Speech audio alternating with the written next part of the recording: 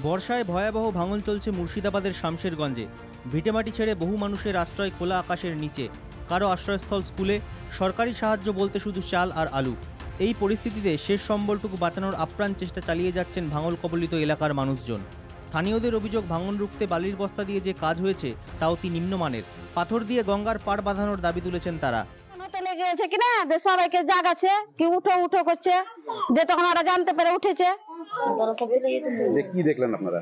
তো দেখছি উঠে ঘুমিয়ে উঠে দেখছি সব পড়ে গেছে। ঘর বাড়ি ভেঙেছে, তার সঙ্গে কি জিনিসপাতি সবই চলে গেছে, গরুও চলে গেছে। কিছুর ব্যবস্থা নাই, তাও বলছে কি বাড়ি কি পড়ে গেছে। এরকম অবস্থায় কি থাকা যাবে?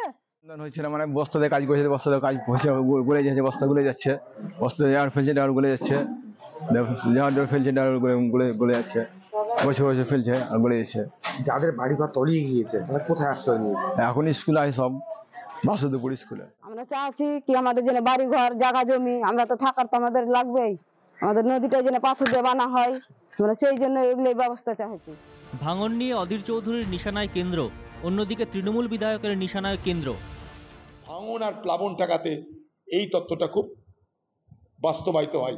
টাকা মাটি, মাটি টাকা, টেন্ডার হবে, মাটি পড়বে, লুট হবে, পরে চলে যাবে। আবার মানুষকে 1 বছর অপেক্ষা করতে হবে, কবে তার জমি যাবে, ঘর যাবে, বাড়ি যাবে। সেখানকার স্থানীয় বিধায়ক বলছেন যে 109টা গেট খুলে দেওয়ার ফলে আজকে সেখানে জলের স্রোতের জন্য ভাঙন শুরু হয়েছে। এটা সম্পূর্ণ ভুল তথ্য উনি দিয়েছেন।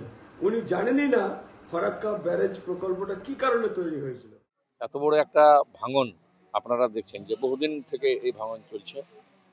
2014 থেকে বিজেপির সরকার এখানে আছে, তারা কিন্তু কোনো রকম একটা পয়সা অর্থ সাহায্য করছে না।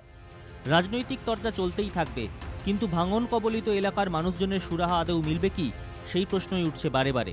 Bureau report, NKTV Bangla.